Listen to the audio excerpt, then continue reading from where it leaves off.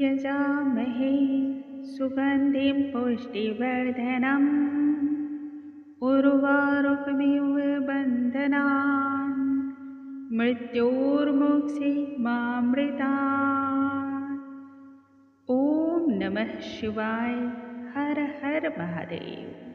नमस्कार दोस्तों, आप सभी का शिव पुराण के इस सीरीज में बहुत बहुत स्वागत है। महादेव की कृपा आप पर और आपके समस्त परिवार पर सदैव बनी रहे। आज के इस वीडियो में हम सुनेंगे शिव पुराण के रुद्र संहिता के पार्वती खंड का 8वां और 9वां अध्याय। आइए भोलेनाथ का ध्यान करते हुए पाठ को हम आरंभ करते हैं। जय शिव शंभो, जय भोलेनाथ। ब्रह्मा जी आगे नारद जी से कहते हैं, हे नारद, विघ्न निवारण के लिए हिमालय ने जो यत्न किया है उसका वर्णन सुनो। एक दिन वह पार्वती को साथ लेकर के पर्वत की उस चोटी पर गए जहाँ शिव ध्यानस्थ थे। विभिन्न प्रकार से उनकी आराधना करके पार्वती को शिव की सेवा में तत्पर करने के उद्देश्य से उन्होंने पार्वती को शिव के सुपुर्द कर दिया। तब भगवान शिव ने पार्वती की युवा अवस्था की प्रथम किरणों का दर्शन किया। उसका रंग खिले हुए नील कमल की भांति सुंदर और कोमल था। मुख चंद्रमा की भांति शांत और उज्जवल था। संसार की समस्त युवतियों में शिरोमणि को देखकर शिव ने तुरंत ही अपने नेत्रों को बंद कर दिया। हिमालय ने उन्हें पुनः प्रणाम किया, परंतु मन संशय से भर उठा कि क्या वह पार्वती को स्वीकार करेंगे। फिर गिरिराज के यह कहने पर कि वह प्रतिदिन आपके और पुत्र के दर्शन करने हेतु यहाँ आएंगे, इस पर शिव ध्यान को छोड़ करके कहने लगे, हे पर्वत गिरिराज, तुम अपनी पुत्री पार्वती को अपने धाम में छोड़कर प्रतिदिन मुझे देखने आओगे, तभी तुम्हें मेरे दर्शन प्राप्त होंगे, अन्यथा नहीं। तब गिरिराज कहने लगे, हे प्रभु, क्यों मेरी पुत्री यहाँ नहीं आ सकती है? क्या यह आपकी सेवा के योग्य नहीं है? इस पर शिव कहने लगे, हे हिमालय, सुंदर नितंबो, चंद्रमा के मुख समान दुबली काया वाले इस युवती को मेरे पास नहीं लाना चाहिए। स्त्री भ्रम का एक रूप है। नवयुवन को छूती युवती तपस्या में विघ्न उत्पन्न करती है। मैं योगी सदा तपस्या में ही लीन रहने वाला, फिर भला यह युवती का क्या काम है? हे गिरिराज, तुम वेदों को जानने वाले और तपस्वियों का सम्मान करने वाले हो, तुम्हें यह भली भांति ज्ञान होगा। स्त्री के संग से विषय वासना उपजती है और वैरागी का वैराग नष्ट होता है। वैराग के नष्ट होने से तपस्या भंग होती है। इसलिए मेरी बात मानकर यहाँ अपनी पुत्री को मत लाना। इन वचनों को सुन करके गिरिराज चकित होकर के शिव की ओर देखने लगे। पिता को विचलित देख करके पार्वती शिव को प्रणाम करके तब कहती है। 9वां अध्याय। इस अध्याय में हम श्रवण करेंगे शिव शिवा के बीच का संवाद एवं शिव ने पार्वती को सेवा करने की आज्ञा प्रदान की। जय शिव शंभो, जय भोलेनाथ।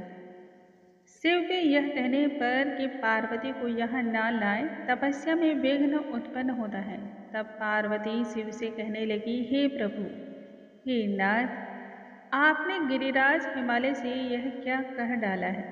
यद्यपि आप तपस्या करते हैं, अतः तपोबल आप में है, आप एक महान आत्मा हैं।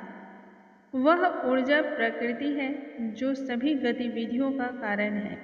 सब कुछ उसी के द्वारा निर्मित, पोषित और नष्ट होता है। आप इस बात पर विचार करें कि आप कौन हैं और इस सूक्ष्म प्रकृति की कौन देन है। प्रकृति के बिना लिंग रूप का महान स्वामी कैसे अस्तित्व में रह सकता है? इस बात पर शिव हंसकर कहने लगे कि मैं तपस्या से प्रकृति का नाश कर रहा हूँ। वास्तव में मैं प्रकृति के बिना ही रहता हूँ। अच्छे लोगों को प्रकृति से दूरी रखनी चाहिए। इस पर जगत जननी पार्वती कहने लगी, आपने जो कहा उसके आधार पर वह प्रकृति कैसे समाप्त हो सकती है? फिर आपको उस प्रकृति से परे कैसे माना जा सकता है? इस बात पर विचार करो और फिर कहो। इसलिए झूठे वाद विवाद को करना ही व्यर्थ है। यदि आप तपस्या से परे हैं तब इस हरे भरे प्रकृति से पूर्ण इस स्थान पर तपस्या क्यों कर रहे हैं? अतः मेरी बात को सुनिए। मैं प्रकृति और आप पुरुष हैं, इसमें कोई संशय नहीं है। यदि आप आत्म संयमित और विकार रहित हैं, फिर मुझसे या मेरे निकट आने से कैसा डर है? तब शिव बोले, हे गिरिजा पुत्री, यदि तुम्हारी यही इच्छा है तो तुम अवश्य ही मेरी सेवा करो, परंतु वह सेवा शास्त्र निषिद्ध नहीं होनी चाहिए। इतना कहकर शिव गिरिराज हिमालय से कहने लगे, हे गिरिराज, आपके इस पर्वत के शिखर पर मैं तपस्या करना चाहता हूँ, इसलिए मुझे आज्ञा दीजिए। आपकी अनुमति के बिना यहाँ तपस्या संभव नहीं है। तब हिमालय उनकी सेवा में तत्पर होकर कहने लगे, हे स्वामी, मैं तो आपका सेवक हूँ। आप जो आज्ञा देंगे वही सिरोधार्य होगा। तब शिव की आज्ञा से गिरिराज पार्वती के साथ लौट गए और वह प्रतिदिन पुत्री को साथ लेकर के शिव दर्शन के लिए उस पर्वत की चोटी पर जाते। अपनी सखियों के साथ भी कभी कभी पार्वती शिव की सेवा के लिए पर्वतमाला की उस चोटी पर जाती और उन्हें शिव के गण आने जाने से रोकते भी नहीं थे। ऐसा करके शिव ने गिरिराज हिमालय के निवेदन को स्वीकार कर लिया। पार्वती प्रतिदिन महादेव की सेवा करती, उनके चरणों को धोकर उसका पान करती, प्रतिदिन शिव को स्नान करती, उनको पूजा पाठ करती, 16 उपचारों से उनकी पूजा करके फिर वह अपने धाम को लौट जाती थी। ऐसा करते करते बहुत समय व्यतीत हो गया। पार्वती की सुंदरता सभी को मोहने वाली थी, फिर भी शिव ने विचार किया, मैं उसे तभी ले जाऊंगा जब उसमें से अहंकार का अंतिम बीज भी नष्ट हो जाएगा, जब वह तपस्या को करके अपने आप को अहंकार से मुक्त कर लेगी। इसी बीच तार की राक्षसी सेना से परेशान होकर इंद्र और अन्य देवतागण ब्रह्मा जी के कहने पर कामदेव को शिव के पास भेजा, ताकि उनके मन में प्रेम के बीज को वह उत्पन्न कर सके, जिससे शिव और पार्वती का मिलन होगा।